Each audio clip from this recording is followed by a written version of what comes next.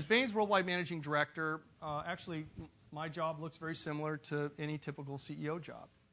I'm responsible for leading teams that develop and execute our global strategy, that manage operations across our 37 offices, that focus on developing new and innovative products and capabilities and bringing those to market, recruiting, attracting, developing, retaining great people and talent, managing the financials of the business, right? Running the income statement, cash flow, balance sheet, even communicating with shareholders.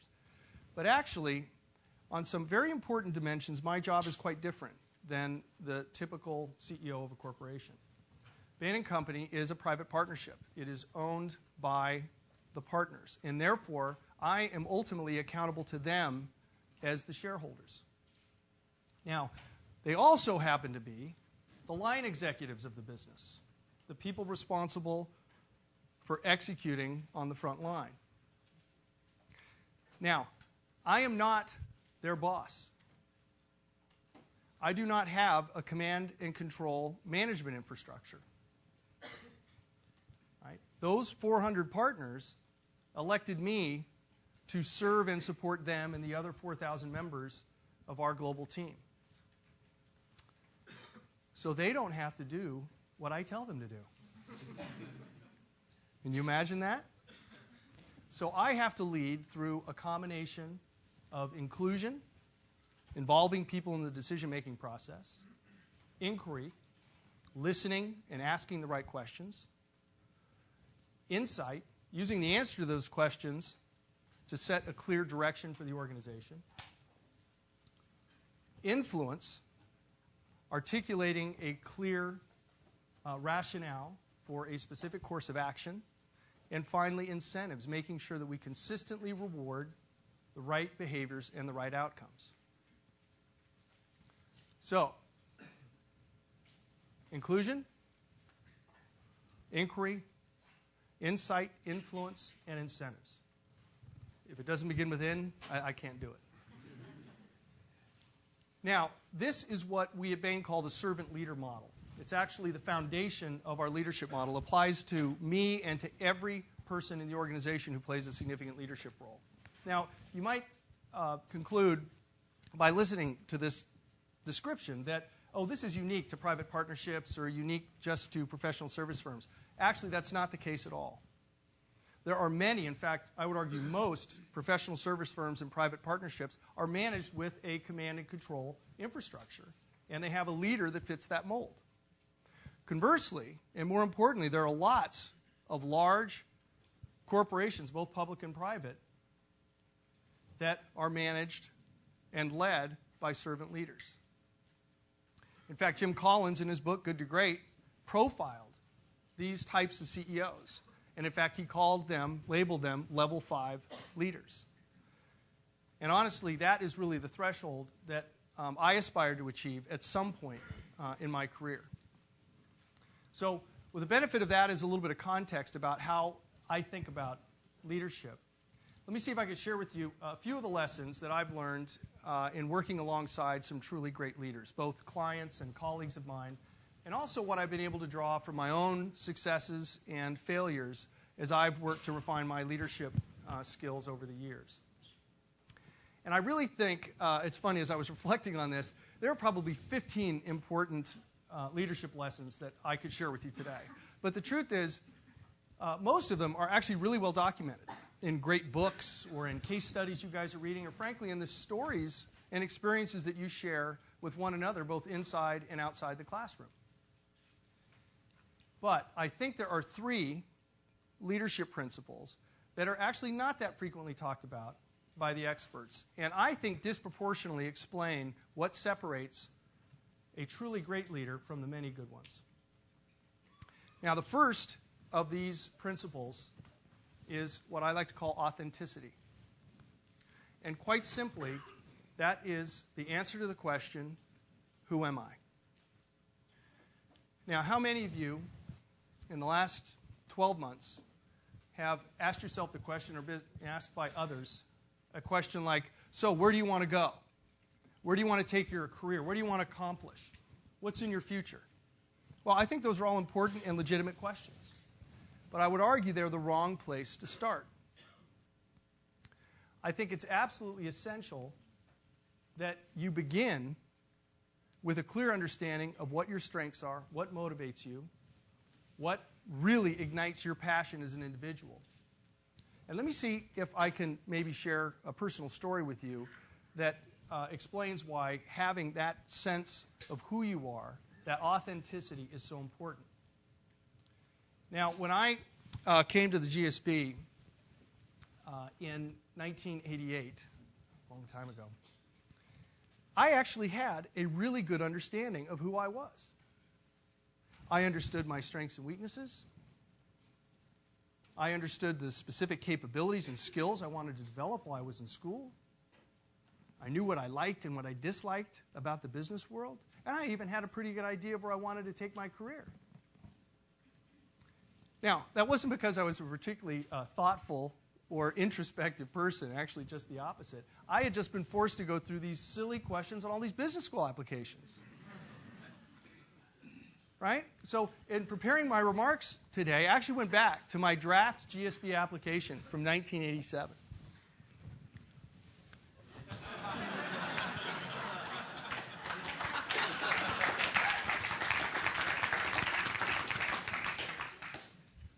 And as painful as this is for me, I'm going to read you an excerpt in hopes that this is the one thing you remember from this presentation. Now, this is in response to a question that had to do with leadership and the role it was going to play in your career. I have always gravitated to leadership positions, in part because I seek them out, and in part because they seek me out.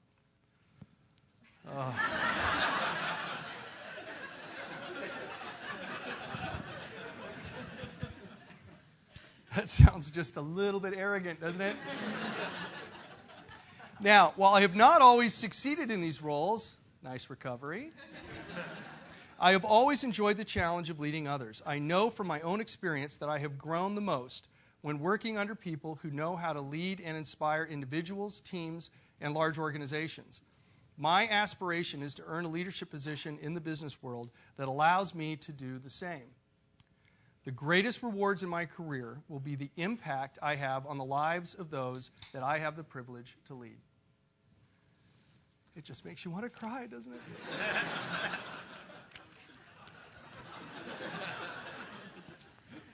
Well, actually, when I read this, it brought tears to my eyes, but not for the reason that you think. Because actually, as I looked at it, I realized that I misspelled the word privilege.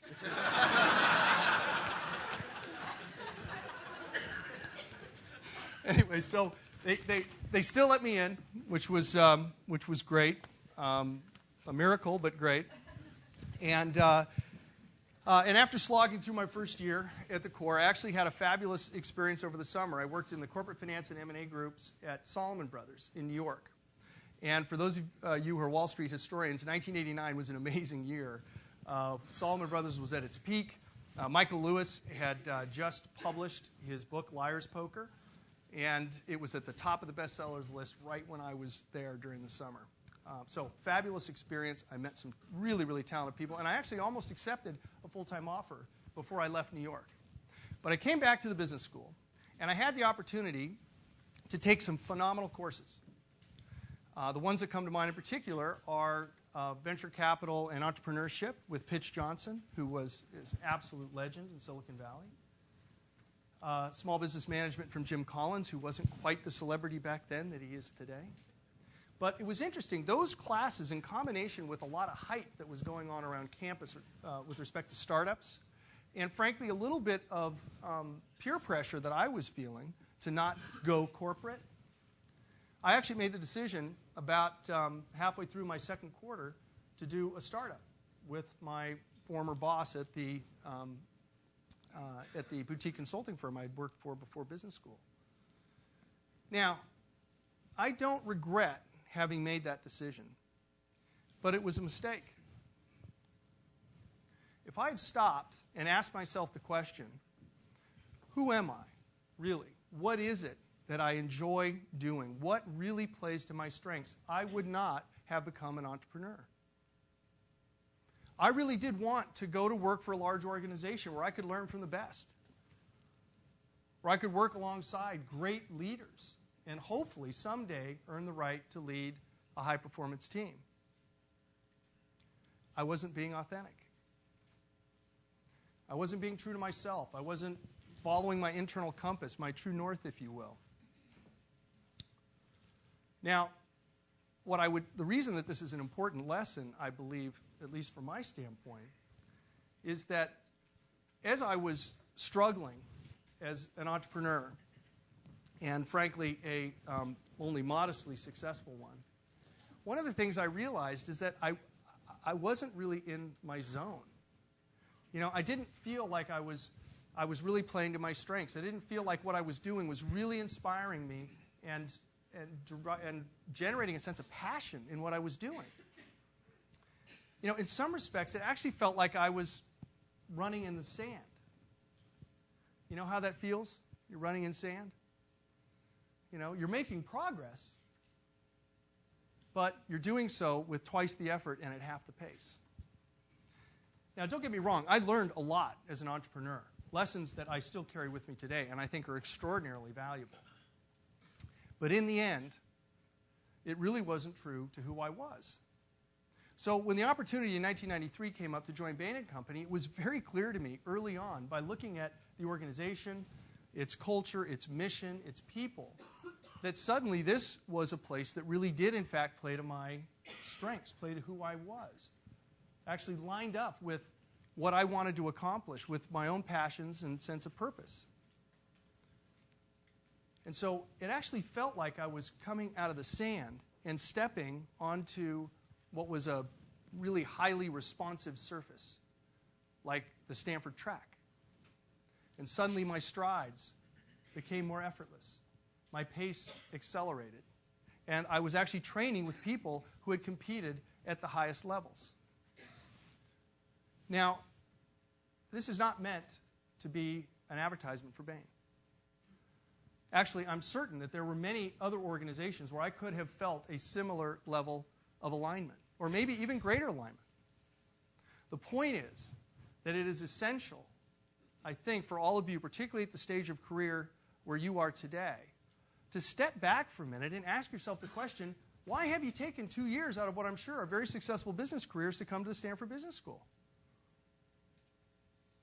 Why have you done that? Make sure that you take inventory of where you are, of what it is you want to accomplish. Don't be lazy. Don't be distracted.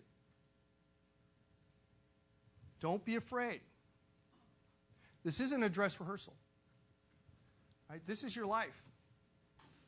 And you can make a real difference if you're thoughtful about the industry you choose, the business, the company, the team. You can, in a large degree, determine the probability that you're going to be a great leader just by those choices that you make. So take advantage of going back to your original business school application, if necessary. Or better yet, use all the resources you have available to you at the business school to really take inventory and ensure you understand what makes you tick. Now, as I reflect on what happened to me after I joined Bain & Company, the other thing that comes to mind for me is what I believe now are two lessons that go beyond just authenticity, that touch on the two additional leadership principles. The next one is what I'll call courage. Right? You could call it a lot of different things, but the truth is, courage is an essential leadership attribute, I believe. And courage means a lot of different things to different people. In fact, if you go to the Webster's definition of leadership, it says the quality or state of mind or spirit to face danger or hardship with confidence and resolution. Okay? The quality or state of mind or spirit to face danger or hardship with confidence and resolution. Now, in my experience, great leaders are successful in embedding courage in their organization that enables people to do the right thing, not the easy thing, to persevere during periods of adversity, and to strive for greatness without having the fear to fail. So, if you look at today's world, if you look at what the typical business leader today confronts, I would argue that the dynamics of the global economy, the new rules of the global economy, present two significant challenges that I believe require a lot of courage.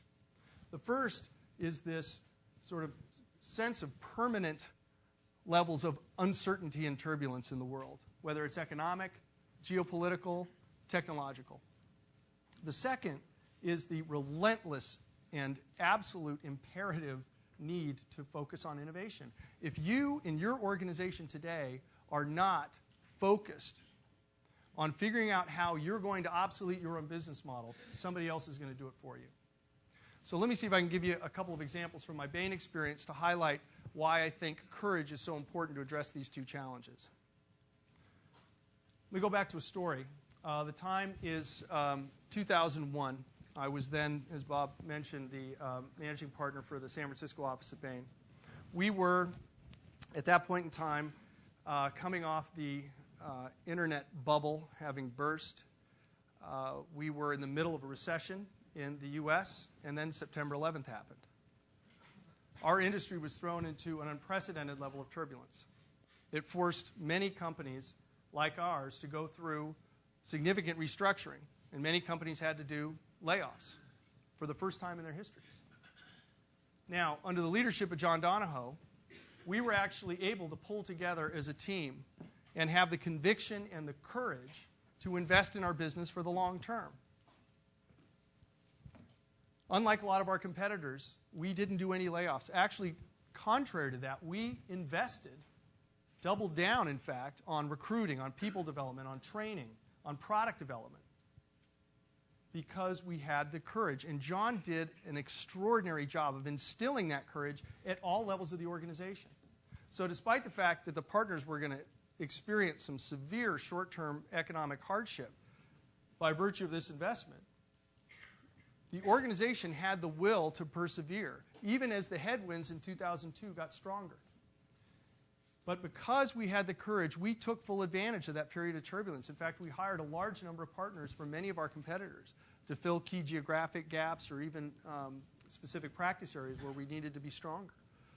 And as a result of having had that courage and the confidence and the belief that John was so effective in instilling in all of us, we ended up coming out of that period with an extraordinary foundation.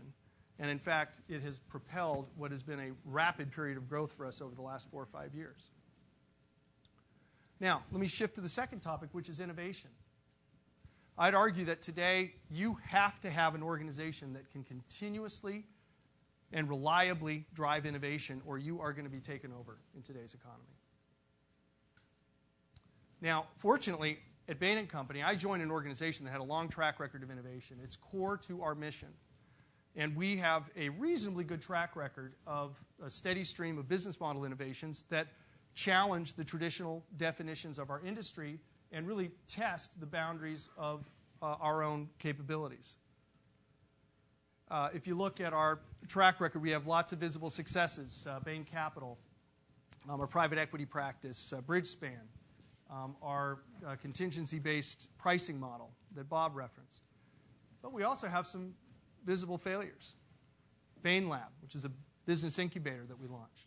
Evolution, which was an internet operating company that we launched back in 2000 with Kleiner Perkins and TPG.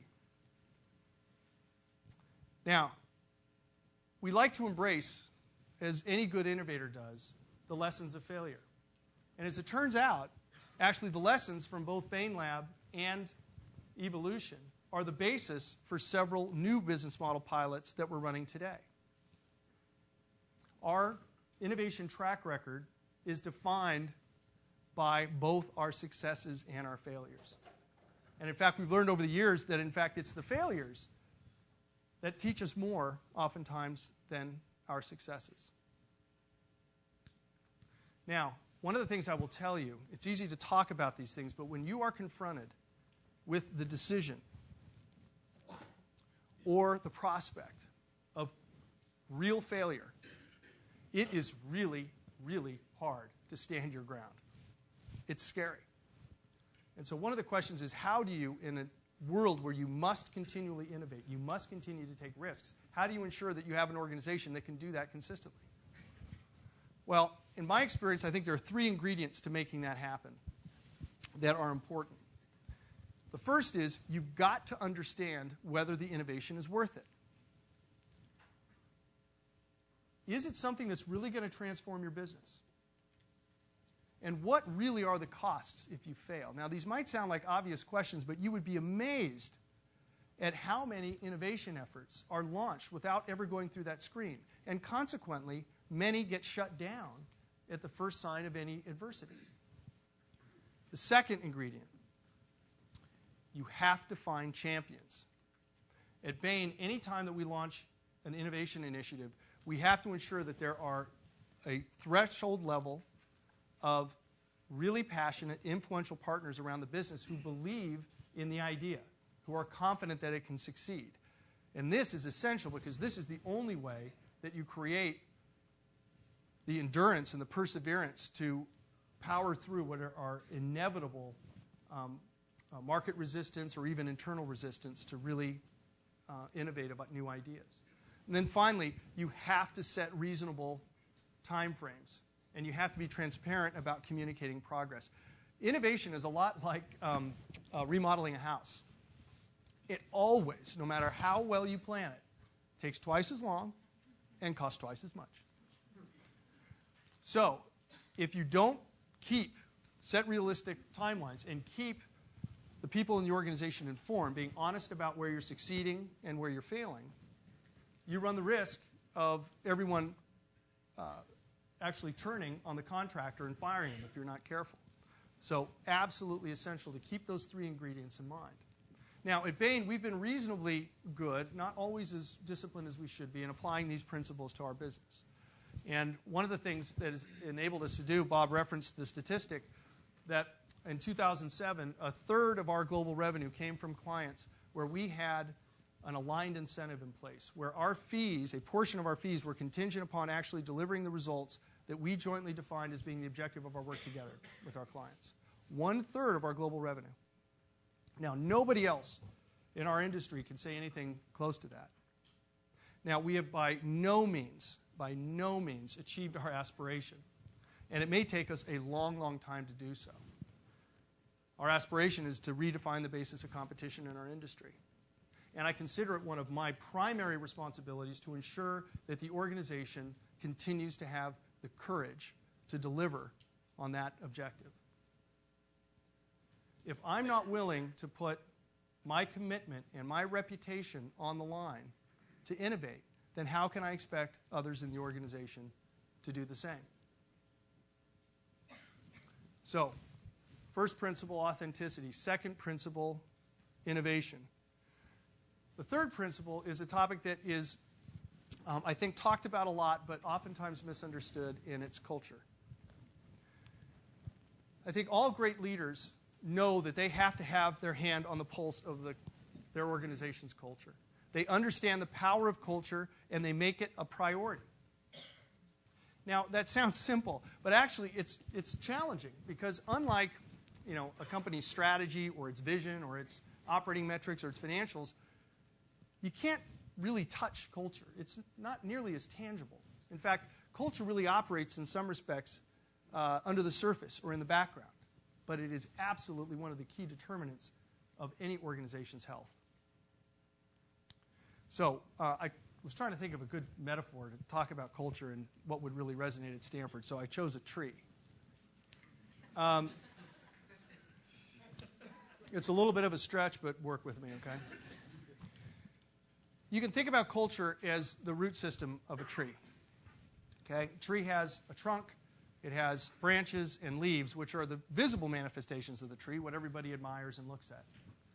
But what we know is that the root system is actually what provides nourishment for the tree and strength so that it can grow and it can survive storms and high winds.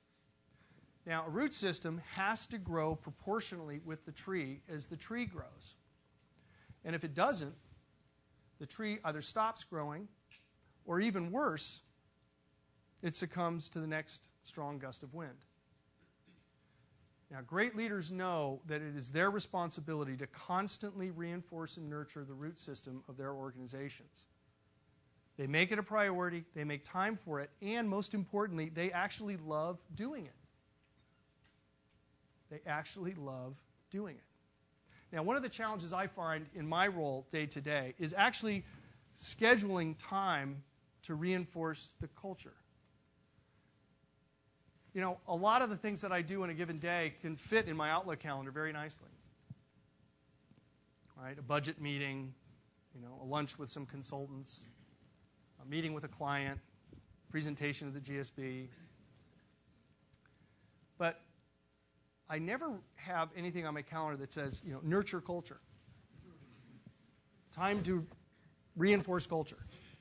And the truth is, right, that actually culture is really defined by the behaviors of the leaders in the organization. Right? That, in the end, is really what defines culture.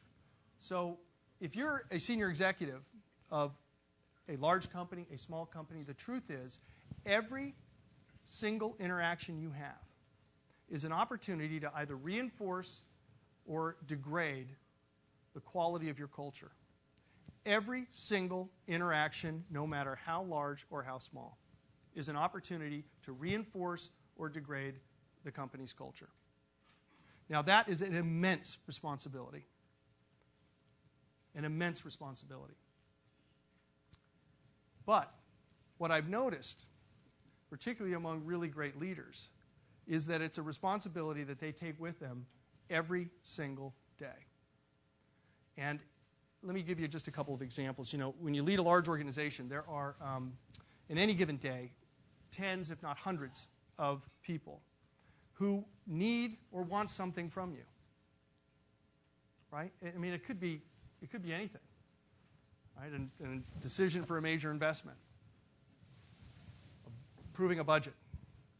It might just be that there's a major problem with a customer, a team member has a crisis, or somebody just wants personal career advice. You have to bring your best to every one of those interactions as the leader of that organization. You bring your best to every interaction. Now, that's not always easy to do. The interesting thing about it is that people don't bring issues to the chief executive of a company unless they think it's really important, at least to them. Right? So how you respond to every one of those interactions is a test. The way you react, the tone of your voice, your body language, actually has a lasting effect on many of the people that you touch each and every day. And more importantly, it tends to have a ripple effect deep into the organization that sometimes you can't measure. So one of the things that is critical as a leader is that you have to keep in mind that you are always either reinforcing or degrading the culture, and it's your responsibility to act consistently with that culture, the culture you espouse and the culture that you believe is so important. Now, it's not always easy to do this. On a good day, it's not easy. And what if you're not feeling well? Or worse, what if you just got off the phone, it's 8:30 in the morning, and a very, very close friend of yours just told you that they have terminal cancer? And there's a team sitting outside your office that has been up all night working on a very urgent project. And they're eager to come into your office and share their results with you. Now, how are you going to muster the emotional energy to be present and to live the values of your organization while setting aside your personal issues for that 30 minutes? Now, of course, this is an extreme example, and it is. But it's a real-life experience that I had a couple years ago. And the reason I tell the story is because I think it illustrates one of the most challenging, relentless, and potentially exhausting demands that are placed on any leader, which is the responsibility to always be present and to act consistently with the values and the culture of the organization. Now, as I watch great leaders, one of the things that I observe is that they seem to have an endless reservoir of energy that enables them to bring their best to every one of these interactions. They're present, they're balanced, and they're always reinforcing the culture in every one of these interactions. And I am just awed by that capability. And one of the reasons why, as I've learned over the years, that they can do that is because the act of reinforcing the culture actually generates energy for them. It doesn't drain it. Right? So when the relentless demands of the organization to constantly reinforce the culture descend on them, they're actually gaining strength from it. Fuel, if you will. It gives them the ability to live the culture every day, and by virtue of doing that, establish the authenticity of their leadership. So let me just wrap up my formal remarks with a rather embarrassing story. Not that I haven't already embarrassed myself today, but I'm going to take you back to March 1st of 2005. Now, I actually took over as Worldwide Managing Director, was elected into the position in January of 2005, but I didn't formally take over the job until March 1st. And I happened to be in Tokyo that day. I was meeting with the leaders of our Asia-Pacific business. And the Tokyo office team was going to have a reception that evening that would involve the entire staff of the Tokyo office along with the leaders of our Asia-Pacific region. And I, of course, had prepared for this trip. This is going to be my first official duty as Worldwide Managing Director, and I made sure that I was up to speed on all the appropriate Japanese protocol, and so I was ready. So we go to the reception that night, and unbeknownst to me, there was going to be a very large tea ceremony. It's okay. I'd done my homework. I was worried about being perceived as a culturally insensitive American, so I knew how to bow, when to bow, how to kneel, how I was going to tip the cup, and so forth. So I was all right.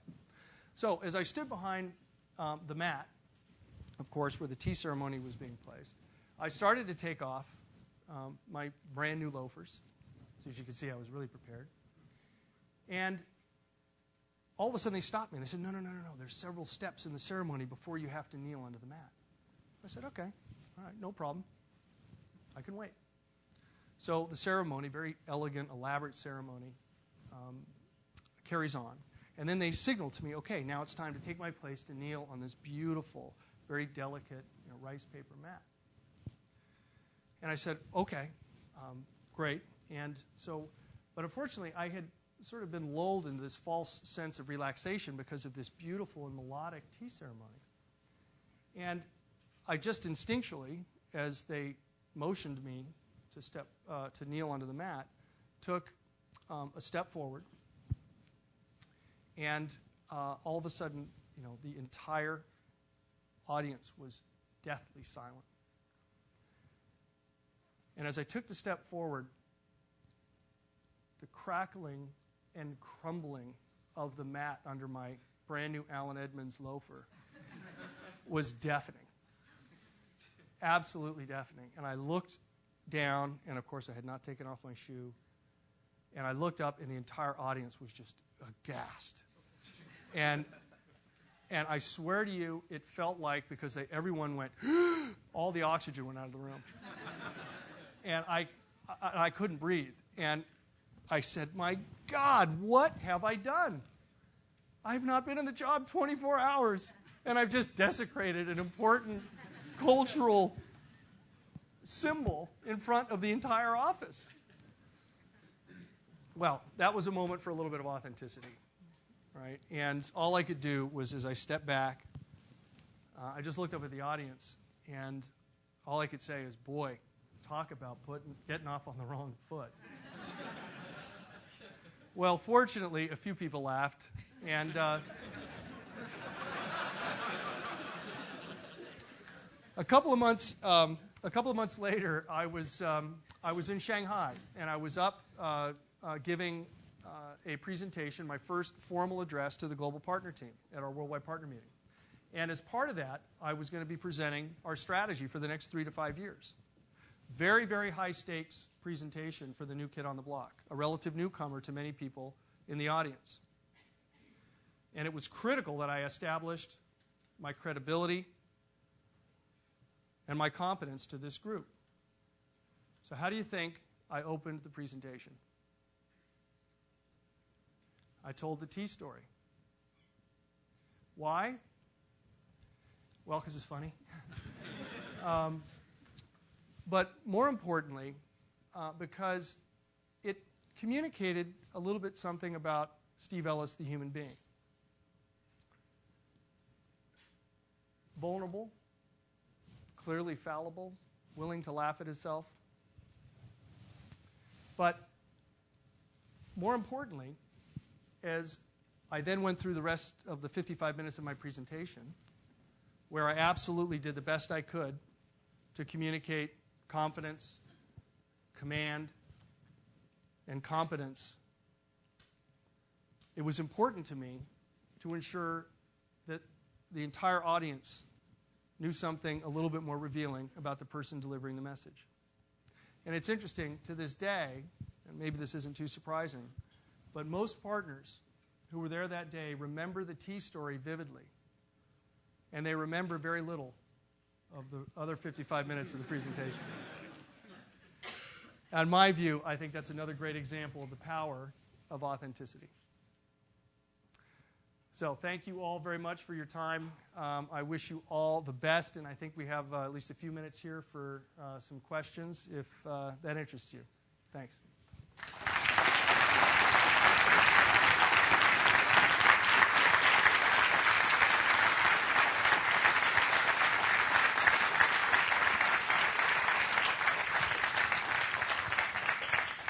All right, questions from the audience. Yes, please stand up so we can hear you. You mentioned the immense resources at GSP. Going along with that, there's so many different events and meetings and everything every single day. How do we decide where we focus our efforts to become, where we want to go? Or we go to a conference, see how to speak, and things like that. Yeah. So the question is, given all the resources at the school, what is it that how do you filter through all that and really focus on a few things that'll make a difference?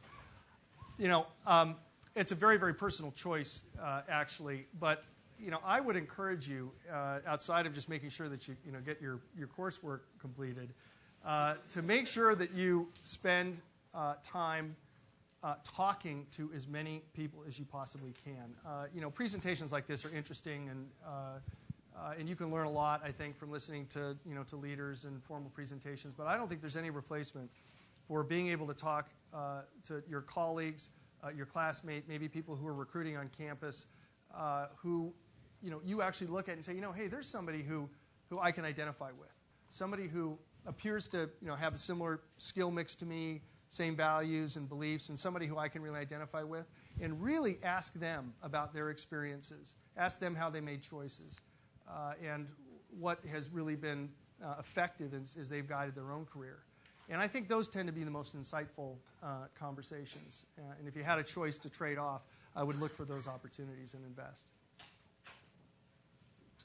Yeah. Stand up, please. How's it impacted you to have John Donahoe, recently elected CEO, and have been around the visa public and bring more attention to the firm and your leadership? So the question is, with John Donahoe now becoming CEO of eBay and all the visibility around Mitt Romney, what effect has that had in terms of attention on Bain? Or on me, anyway. I